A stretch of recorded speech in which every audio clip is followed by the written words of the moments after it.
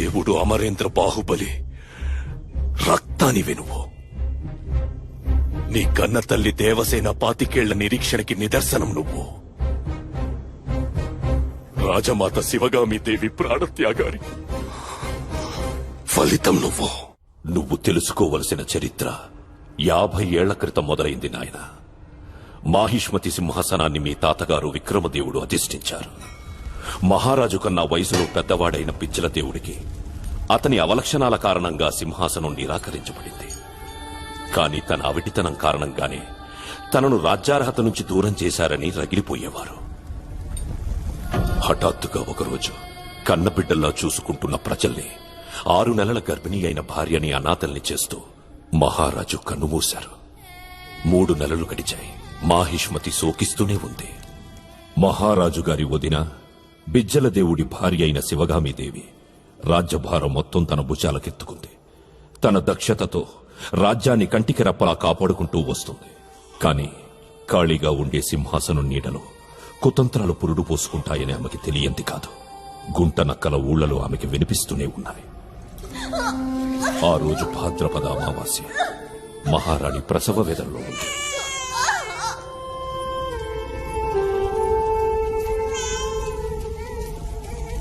మహారాణిని దక్కించుకోలేకపోయామమ్మా.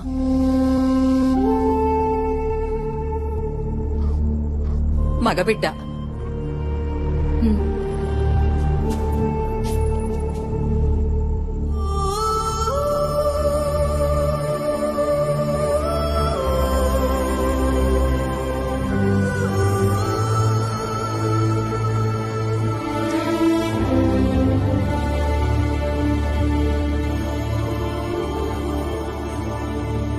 బాహుబలి.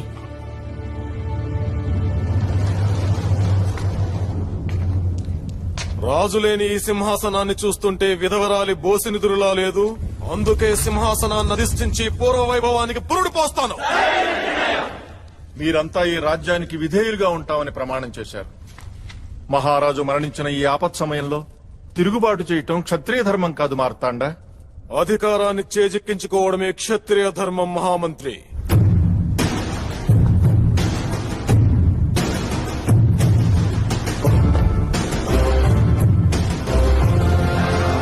శివగామీదేవి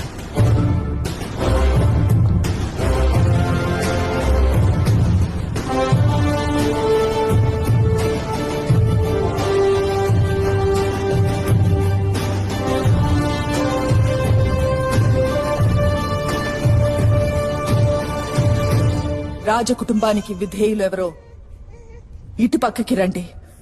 ఆడదాని వెనక ఎవరుంటారు శివగామి?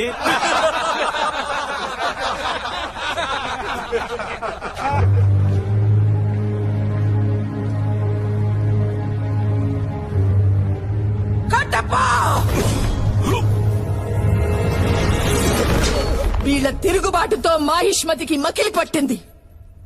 రక్తంతో కడిగి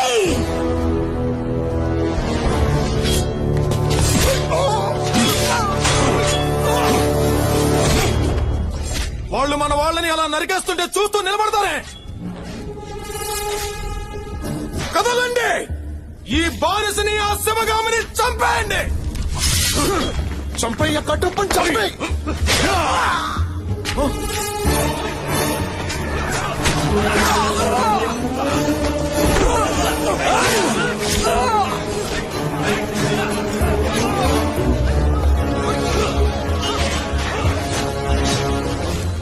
నా మనుషుల్ని ఎక్కువ నేస్తావా?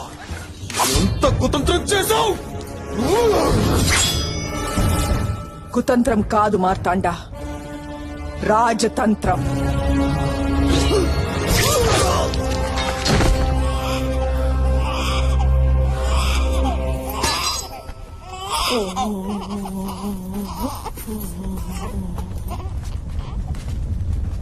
అమ్మా, మీ యుద్ధరీతి రాజనీతి కళ్ళారా చూశాం.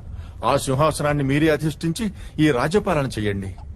లేదు మహామంత్రి, అది నా స్థానం కాదు. మరెవరిదమ్మా? ఎవరిదని అడుగుతున్నారేంటి మహామంత్రి? ఆ సింహాసనం కోసం పుట్టిన నా కొడుకు భల్లాల దేవుడిదే. చెప్పు శివగామి.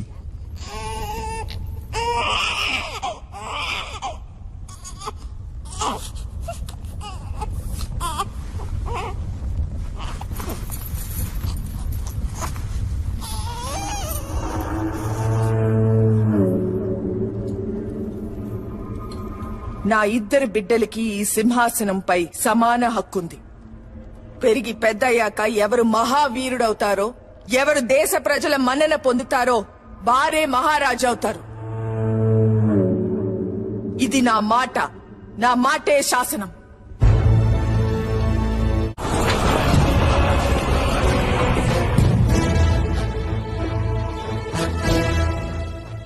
మిడతల దండు వాలిన పొలం, కాలకేయులడుగు పెట్టిన రాజ్యం శ్మశానమైపోతుంది.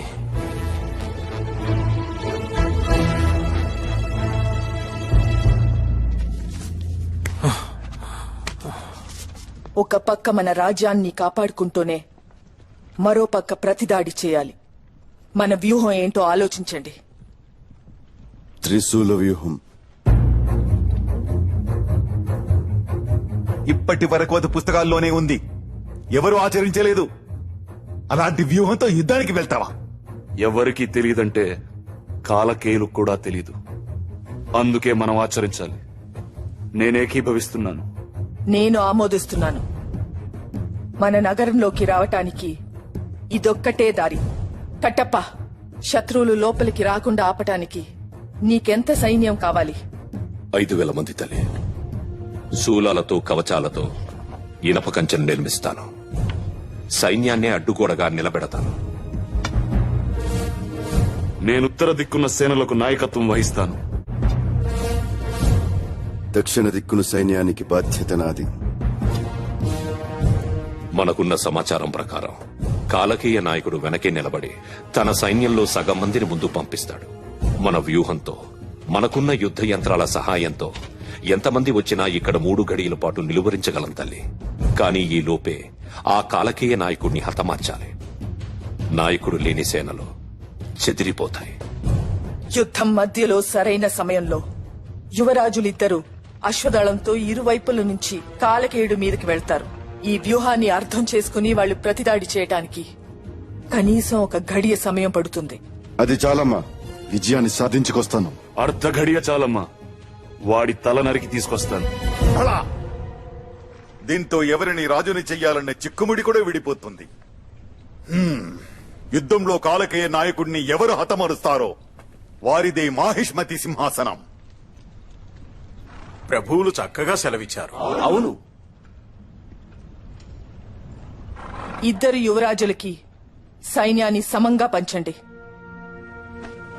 బల్లా, బాహు, మీరు పుట్టిన గడ్డ రుణం తీర్చుకునే అవకాశం వచ్చింది.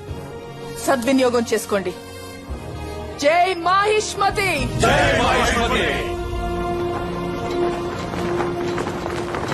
పంపకాల్లో మీ పెదనాన్న నీకు చాలా అన్యాయం చేశారు. కోటగోడలు బద్దలు కొట్టడానికి ఉపయోగించే యంత్రాలు మాత్రమే నీకిచ్చారు.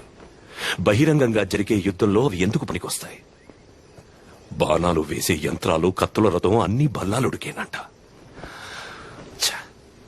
నువ్వు అడ్డు చెప్పుండాల్సింది బాహు. మాహిష్మతి సింహాసనం ఇక మీ కుమారుడే ప్రభు. బాహుబలిని బలి మోసం చేశారు ప్రభు. ఏది మోసం? నాకు ఈ సైన్యం కావాలి, నాకు ఈ ఆయుధం కావాలి అని ఇక్కడే గట్టిగా అడిగి సాధించలేని వాడు రేపు యుద్ధంలో ఏం సాధిస్తాడు? బలవంతుడికి మరింత బలం చేకూర్చాం. ఇది మోసం కాదు, రాజనీతి. ఎవరాది? క్షమించాలి ప్రభు, చిన్న యువరాజులు గుడారాలను పీకి తీసుకురమ్మన్నారు.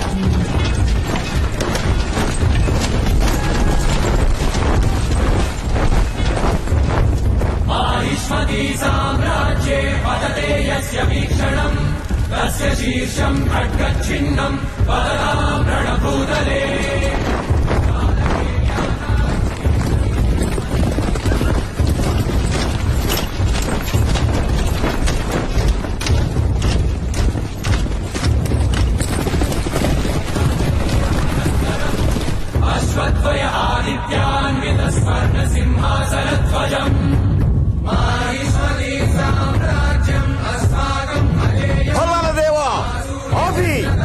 ఆఫీ!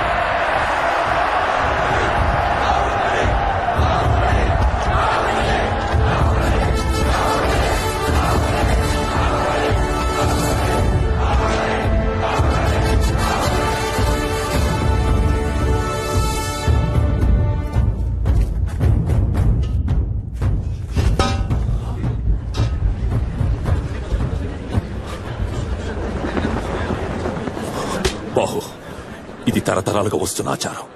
బలివ్వకపోతే సైనికులు కీడుని శకిస్తారు. అవును యువరాజా, యుద్ధానికి వెళ్లే ముందు బలివ్వకపోతే అమ్మ ఆగ్రహిస్తుంది. అమ్మ దాహం తీర్చడానికి మూగు జంతువు ప్రాణం ఎందుకెక్కని? ఉరకలు వేస్తున్న నా రక్తం సిద్ధంగా ఉంది. జై మహిష్మతి!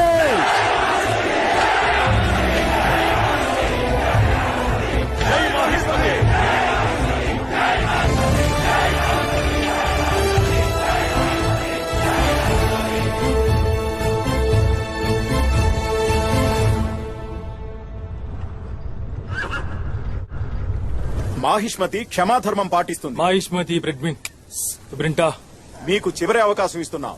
ఆయుధాలు వదిలి పారిపోండి. మిమ్మల్ని ప్రాణాలతో వదిలేస్తాం. కొరటా జారే పుహు నిమ్ బీట్ రూల్ సొలంగే. నిమ్డా డోజ్రస్ టెల్ మీ హర్ తబుష్ క్రాక్ ఓయికినిం బొమ్లా మొహినోజుకు లోహక్వే. నీ కొడుకులిద్దరిలో ఎవడు నన్ను చంపితే వాడిని రాజును చేస్తానని ప్రకటించావట, నిజమేనా? ఉను కాస్త మిను పీజ్రా షుకువే. మరి వాళ్ళిద్దరూ నా చేతిలో చేస్తే? మిన్ బహత్తే జరత్రామా మాష్మృతి మ్రింసా ఇంకినిం మిన్ మహత్తి చుహోర్ ఫ్రోత్ నమట స్వీక్దే క్రాక్ షుహూర్ హార్. నీ రాజ్యాన్ని నిన్ను ఆక్రమించి నీతో కొడుకుని కంట వాణ్ణి రాజును చేసుకో.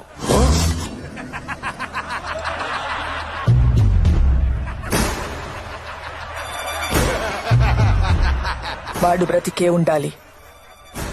వాడి కాళ్ళు చేతులు తెగి రక్తం ఏరులై ప్రవహిస్తున్నా వాడింకా బ్రతికే ఉండాలి.